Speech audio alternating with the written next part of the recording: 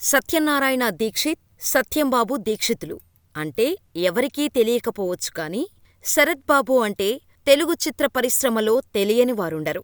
సాగర సంగమంలో శరత్ బాబును చూస్తే ఇలాంటి స్నేహితుడు మనక్కూడా ఉండుంటే బాగుంటుంది అనిపిస్తుంది. సితారలో చొక్కా చిరుగును కోటుమాటున దాచేసుకునే ధనవంతుడి దీనగాథను చూస్తే జాలేస్తోంది. సీతాకోకచిలుకలో పరువుకోసం పాకులాడే శరత్ బాబును చూస్తే భయం వేస్తోంది. సంసారం ఒక చదరంగం సినిమాలో గీచి గీచి మరీ జమాఖర్చు వేసే తనయుడిని చూస్తే వీడేంట్రా బాబూ ఇలా ఉన్నాడు అనిపిస్తోంది. అభినందనలో త్యాగమూర్తి పాత్రలో శరత్ బాబు జీవించారనే చెప్పచ్చు. కాని అక్కడ కనిపించేది శరత్ బాబు కాదు, ఆయా పాత్రలు మాత్రమే. నటుడిగా శరత్ బాబు గెలిచారనడానికి ఇంతకంటే పెద్ద ఉదాహరణ ఏం కావాలి? హీరోలతో సరిసమానమైన అందం శరత్ బాబుది. మంచి నటనతో, చక్కని వాచకంతో ప్రేక్షకులను ఆకట్టుకున్న విలక్షణ నటుడు ఆయన. అంతేకాదు, హ్యాండ్సమ్ పర్సనాలిటీతో హీరోలా కనిపిస్తూ క్యారెక్టరార్టిస్టులో తనకంటూ ఓ ప్రత్యేకత చాటుకున్నారు. ఆముదాల వలస అందగాడిగా పేరు తెచ్చుకున్న ఆయన దక్షిణాదిలో ఎన్నో చిత్రాల్లో నటించి సహజ నటుడిగా ఒక ప్రత్యేక గుర్తింపు సొంతం చేసుకున్నారు. ఐపీఎస్ కావాలనే కలను పక్కనపెట్టి ఇండస్ట్రీలోకి అడుగుపెట్టిన శరత్ బాబు గురించి ఇప్పుడు తెలుసుకుందాం. 1951 జూలై 31న ఆముదాల వలసలో పుట్టారు శరత్ బాబు. తండ్రి విజయశంకర్ దీక్షితుకు ఆముదాల వలసలో హోటల్ ఉండేది. తల్లి సుశీలాదేవి. ఈ దంపతులకు మూడో కుమారుడు సత్యనారాయణ అలియాస్ శరత్ బాబు. శ్రీకాకుళం ఆర్ట్స్ కాలేజీలో బీఎస్సీ చదివారు. అలాగే హిందీ విశారద కూడా పాసయ్యారు. చదువుకునే రోజుల్లో ఆటల్లో, ఉపన్యాస పోటీలలో చురుకుగా పాల్గొనేవారు. కాలేజీ వార్షికోత్సవాలలో గొల్లపూడి రాసిన 2రెళ్ళు6 నాటకంలో నటించి ఉత్తమ నటుడిగా నిలవడమే కాకుండా పార్వతీపురంలో జరిగిన పరిషత్ నాటక పోటీల్లో బహుమతులు పొందారు. అంతేకాదు, ఆ రోజుల్లో ఆముదాల వలసలో ప్రగతి ఆర్ట్స్ పేరుతో నాటక సమాజాన్ని నెలకొల్పి నాటకాలు వేసేవారు. అయితే ఏదో సరదాగా నాటకాలు వేస్తున్నారే కాని సినిమాల్లో నటించాలనే కోరిక శరత్ బాబుకు మొదట్లో ఉండేది కాదు. పోలీసాఫీసర్ కావాలన్నది ఆయనకు చిన్నప్పటి నుండి ఉన్న కల. అయితే విజయశంకర్ దీక్షితుకు తన కొడుకు పోలీసాఫీసర్ అవ్వటం ఇష్టం లేదు. దాంతో హోటల్ బిజినెస్ లో తనకు సాయంగా ఉండమని చెప్పేవారు. కాని శరత్ బాబు వినలేదు. నేను పోలీసునవుతాను అనేవారు. కాని విధి లిఖితం మరొకలా ఉంది. కాలేజీ రోజుల్లో కంటిచూపు దెబ్బతినటంతో పోలీసు ఉద్యోగం పొందే అవకాశం పోయింది. యుక్త వయసులో శరత్ బాబు చాలా హ్యాండ్సమ్గా ఉండటంతో మీ అబ్బాయిని సినిమాల్లో చేర్పించకూడదా అని చుట్టుపక్కలవారు సత్యనారాయణ, తల్లి సుశీలతో అంటుండేవారట. శరత్ బాబుకు కూడా మనసులో అదే కోరిక ఉండేది.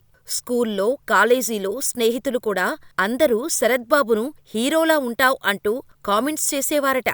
అందుకే ఆయనకు కూడా సినిమాపై ఇష్టం పెరిగింది. దాంతో శరత్ బాబును ఆయన తల్లి ప్రోత్సహించి ఆలస్యం చేయకుండా మద్రాస్ ట్రైన్ ఎక్కించి ఇండస్ట్రీకి పంపించారు. కోరుకున్న ఉద్యోగం ఎలాగూ దక్కలేదు. కనీసం సినిమా అయినా వరిస్తుందేమో అనుకుని ఇటువైపు అడుగులేశారు. ఆ సమయంలోనే అంతా కొత్తవారితో తేనెమనసులు చిత్రం తీసి సంచలనం సృష్టించారు దర్శకుడు ఆదుర్తి సుబ్బారావు. అయితే తను ప్రస్తుతం తెలుగులో ఏ సినిమా తీయడం లేదని, కొంతకాలం ఆగమని చెప్పారు ఆదుర్తి. ఆ తర్వాత కొంతకాలానికి రామవిజేత సంస్థ అధినేత బాబూరావు రామరాజ్యం సినిమా తీస్తూ నూతన నటుల కోసం ప్రకటన ఇచ్చారు. సత్యనారాయణ సోదరులు ఉమాబాబు, రమ, రమణ తమ తమ్ముడి ఫోటోలు పంపించారు. మొత్తం 3000 దరఖాస్తులుగా రాగా ఫిల్టర్ చేసి వారిలో 5గురిని ఫైనల్ చేశారు. చివరికి వాళ్లందరిలో శరత్ బాబు విజేతగా నిలిచారు. అంతేకాదు, సత్యనారాయణ అనే పేరుని శరత్ బాబుగా మార్చింది కూడా రామవిజేత వారే. తొలి చిత్రంలోనే మహానటి సావిత్రి కాంబినేషన్లో నటించే అవకాశం శరత్ బాబుకు లభించింది. ఆ సమయంలోనే స్త్రీ చిత్ర నిర్మాతలు నిర్వహిస్తున్న స్క్రీన్ టెస్టుకు శరత్ బాబు హాజరై అందులో కూడా అవకాశం సంపాదించారు. ఈ 2 చిత్రాల్లో ఆయన సరసన చంద్రకళ హీరోయిన్ గా నటించారు. అయితే శరత్ బాబు తొలి సినిమా రామరాజ్యం షూటింగ్ వాహిని స్టూడియోలో మొదలైంది. తొలి రోజున సెట్లో ఉన్న ఎస్వి రంగారావు దగ్గరకు నిర్మాత బాబూరావు తీసుకెళ్లి ఈ కుర్రాడిని మన సినిమాతో హీరోగా పరిచయం చేస్తున్నాం అని చెప్పారు. ఒక్క క్షణం అతని వంక యగాదిగా చూసి, వార్నే యూరోపియన్లా ఉన్నావే, తెలుగువాడివేనా అని అడిగారు రంగారావుగారు. చిత్ర పరిశ్రమ నుంచి శరత్ బాబుకు లభించిన తొలి ప్రశంస అదే. అందులోనూ తను ఎంతగానో అభిమానించే ఎస్వీఆర్ అలా అనడంతో పొంగిపోయారు శరత్ బాబు. కాని తొలి సినిమాతో ఓకే అనిపించుకున్నా ఆయనకు బోలెడన్ని అవకాశాలేం రాలేదు. ఒకటీ అరా పాత్రలతో సర్దుకుపోవాల్సి వచ్చింది. హీరో పాత్రలతోనే కాదు, విలన్ గానూ మెప్పించారు శరత్ బాబు. 1974లో వచ్చిన నోము చిత్రంలో నెగటివ్ రోల్ పోషించారు. అభిమానవతి, సింహగర్జన, సీతాకోకచిలుక, చిరంజీవి నటించిన అన్నయ్య వంటి చిత్రాల్లో ఆయన విలన్ గా నటించారు. ఒకే సమయంలో వచ్చిన సినిమాల్లో ఒకదానితో ఒకటి సంబంధం లేని పాత్రలు పోషించారు. జనాన్ని మెప్పించారు. ఆయన అభిమాన నటుడు ఎస్వి రంగారావులో కనిపించే ఈ అద్భుతమైన చేంజ్ ఓవర్ శరత్ బాబులోనూ కనిపిస్తోంది. ఆ తర్వాత బాల్చందర్ తో పరిచయం శరత్ బాబు కెరీర్ మొత్తాన్ని ఒక్కసారిగా మార్చేసింది. తెలుగులో ఒకానొక దశలో అవకాశాలు కరువైనప్పుడు దర్శకుడు బాల్చందర్ ఓ ఫంక్షన్లో శరత్ బాబును చూసి, చూడ్డానికి బాగున్నావ్, నీకు తమిళం తెలుసా? తెలిస్తే నా సినిమాలో ఛాన్స్ ఇస్తా అన్నారు. చెన్నై చేరుకోగానే శరత్ బాబు చేసిన మొట్టమొదటి పని తమిళం నేర్చుకోవటం. అందుకే వెంటనే తెలుసు సార్ అనేశారు. దాంతో ఆయన నిళిల్ నిజమా గిరదు అనే సినిమాలో తొలి అవకాశం ఇచ్చారు. ఆ సినిమాలో కమలహాసన్, అనంత్, శరత్ బాబు హీరోలు.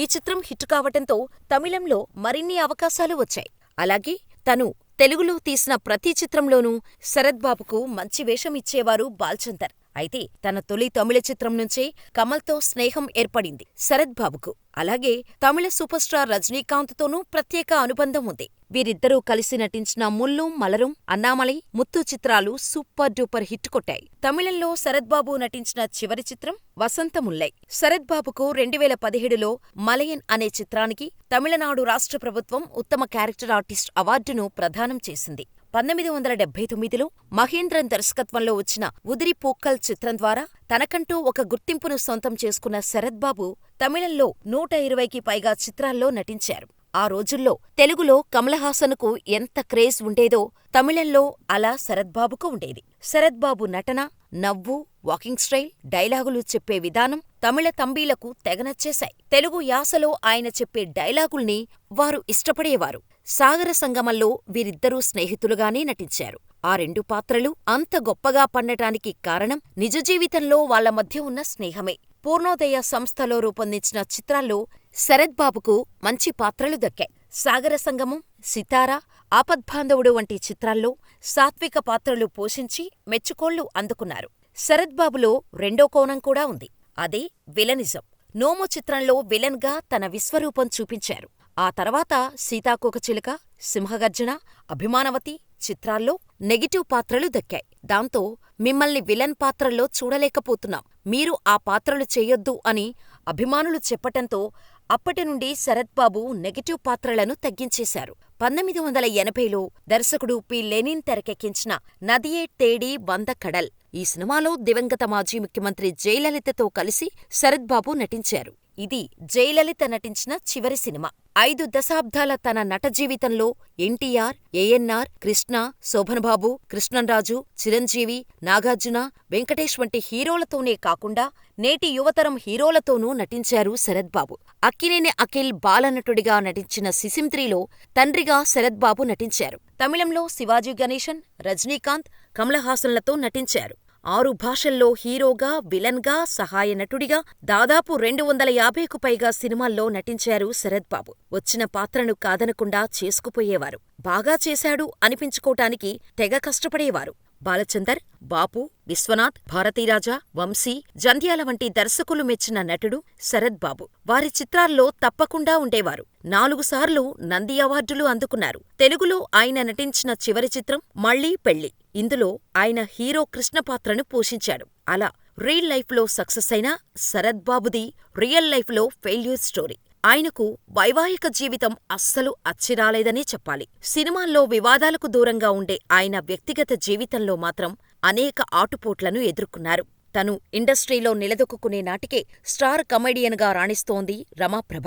అప్పట్లో ఇండస్ట్రీలోకి వచ్చేవారికి అండగా ఉండేది రమాప్రభ. ఈ క్రమంలో శరత్ బాబు తను నిలదొక్కుకోవడానికి పాట్లు పడుతున్న సమయంలో ఆయనకు సపోర్టుగా నిలబడింది. తనకంటే వయసులో 4-5 ఏళ్లు పెద్దదైన రమాప్రభతో ప్రేమలో పడ్డారు శరత్ బాబు. ఈ ప్రేమను పెళ్లిదాకా తీసుకెళ్లారు. కానీ ఈ బంధం ఎంతో కాలం నిలవలేదు. రమాప్రభను పెళ్లి చేసుకున్న శరత్ బాబు ఆమెతో సక్సెస్ఫుల్ లైఫ్ గడపలేకపోయారు. కారణాలు ఏమైనప్పటికీ కొన్నేళ్లకే ఈ జోడీ విడిపోయింది. అయితే శరత్ బాబుతో విడిపోయిన తర్వాత చాలా ఇంటర్వ్యూల్లో మాట్లాడిన రమాప్రభ శరత్ బాబు తనను మోసం చేశారని, ఆస్తి కూడా లాక్కున్నారని చెప్పింది. శరత్ బాబుని తీవ్రంగా విమర్శిస్తూ తనకు జరిగిన అన్యాయం తలుచుకొని బాధపడింది. చాలా ఇంటర్వ్యూల్లో శరత్ బాబు వ్యక్తిత్వాన్ని దూషిస్తూ మాట్లాడింది రమాప్రభ. అయితే ఈ వివాదంలో శరత్ బాబు కూడా తన వర్షన్ చెబుతూ సంచలన వ్యాఖ్యలు చేశాడు. గతంలో జరిగిన ఓ ఇంటర్వ్యూలో రమాప్రభతో పెళ్లి గురించి శరత్ బాబు ప్రస్తావించారు. ఇద్దరికి సంబంధించిన ఎన్నో సీక్రెట్స్ బయటపెట్టారు. రమాప్రభను 1974లో పెళ్లి చేసుకున్నారు శరత్ బాబు. రమాప్రభతో పెళ్లి జరిగేటప్పుడు శరత్ బాబు వయసు 22 సంవత్సరాలు. వయసులో తనకంటే చాలా పెద్దదైన రమాప్రభను శరత్ బాబు ప్రేమ వివాహం చేసుకోవటం అప్పట్లో సంచలనంగా మారింది. 14 ఏళ్ల వైవాహిక జీవితం వారిది. మొదట్లో చాలా అన్యోన్యంగా ఉండేవారు. గాంధీనగర్ 2వ వీధి, అప్పుల అప్పారావు వంటి చిత్రాలను కలిసే నిర్మించారు. అప్పట్లో శరత్ బాబు ఓ సినిమా పత్రికకు ఇచ్చిన ఇంటర్వ్యూలో తన లైఫ్లో మరిచిపోలేని రోజులు 3 అని, 1 తన పుట్టినరోజు, 2 తన భార్య రమా పుట్టినరోజు, 3 తమ పెళ్లిరోజు అని చెప్పుకొచ్చారు. అంతలా భార్యను ప్రేమించిన శరత్ బాబు ఎందుకనో రమాప్రభతో విడిపోయారు. వీరి మధ్య విభేదాలు తలెత్తడంతో 14 ఏళ్ల తర్వాత 1988లో విడాకులు తీసుకున్నారు. ఆ తర్వాత 1990లో తమిళ నటుడు ఎంఎన్ నంబియార్ కుమార్తె స్నేహలత నంబియార్ను వివాహం చేసుకున్నారు శరత్ బాబు. కొన్నేళ్ల తర్వాత నా భర్త నన్ను వేధిస్తున్నారు అంటూ స్నేహలత కోర్టుకెక్కింది. దాంతో ఆమెతో కూడా విడిపోయారు శరత్ బాబు. అయితే విడాకుల తర్వాత రమాప్రభ, శరత్ బాబు అనేక ఆరోపణలు చేశారు. తన ఆస్తి మొత్తం లాక్కున్నారని, తనను మోసం చేసి నడిరోడ్డుపై వదిలేశారని ఆరోపించారు. అయితే ఆమె ఆరోపణలపై చాలా వరకు సహనంగా ఉన్న శరత్ బాబు ఓ ఇంటర్వ్యూలో మాత్రం నోరు విప్పారు. ఆమె పేరు వాడకుండానే తన ఆరోపణలను తిప్పికొట్టారు. రమాప్రభకు ఆస్తులు లేవు. తన పేరిట ఉన్న ఒకే ఒక ఆస్తిని అమ్మి ఆ డబ్బుతో రమాప్రభ పేరుమీద, ఆమె తమ్ముడి పేరుమీద ఫ్లాట్లు కొనిచ్చాను. పొలమమ్మి ఆ డబ్బుతో ఉమాపతి స్ట్రీట్లో ఒక ఇల్లు కొనిచ్చాను. అమ్మిన భూమి విలువ ఇప్పుడు 60 కోట్ల రూపాయలు. ఇక ఆ ఇల్లు విలువ ఇంకెన్ని కోట్లు ఉంటుందో. అయితే రమాప్రభతో నేను క్లోజ్ అయ్యే సమయానికి నా వయసు 22 ఏళ్లు. రమాప్రభ నాకంటే 5 ఏళ్లు పెద్దది. ఫ్రెష్గా కాలేజీ నుంచి అప్పుడే ఇండస్ట్రీలోకి వచ్చాను. ప్రపంచం గురించి తెలియని వయసులో ఆమెతో పరిచయం ఏర్పడింది. తెలియని వయసులో పొరపాటు చేశా. అది నా దృష్టిలో పెళ్లి కూడా కాదు, ఒక కలయిక అంతే అని గతంలో ఓ ఇంటర్వ్యూలో చెప్పుకొచ్చారు శరత్ బాబు. శరత్ బాబుకి సంతానం కలగలేదు. సోదరుల కుమార్తెలు, కుమారులను తన బిడ్డలుగా భావించేవారు. పెళ్లి ప్రస్తావన ఎప్పుడొచ్చినా ఆయన కదిలిపోయేవారు. పెళ్లి అనేది నా జీవితంలో నేను మరిచిపోవాల్సిన చాప్టర్ అనేవారు. వ్యక్తిగత జీవితంలో శరత్ బాబు చాలా ఒంటరితనం అనుభవించేవారని ఆయన సన్నిహితులు చెబుతుంటారు. వైవాహిక జీవితంలో సమస్యలు, వారసులు లేకపోవటం ఆయన్ను విపరీతంగా కుంగతీశాయి. చివరి రోజుల్లో ఆస్తికి సంబంధించిన గొడవలు తలెత్తాయి. తన ఆస్తిని అనుభవించటానికి వారసులు లేకపోవటంతో తోడబుట్టిన వాళ్ల నుంచి సమస్యలు వచ్చాయి. చివరికి తన ఆస్తులను 13 సమాన భాగాలుగా తన అన్న చెల్లెళ్ల బిడ్డలకు రాసిచ్చారని సన్నిహితులు చెబుతున్నారు. వివాదాల వైపుకు పోని నైజం, స్నేహ స్వభావం ఇవన్నీ శరత్ బాబును ప్రత్యేకంగా నిలిపాయి.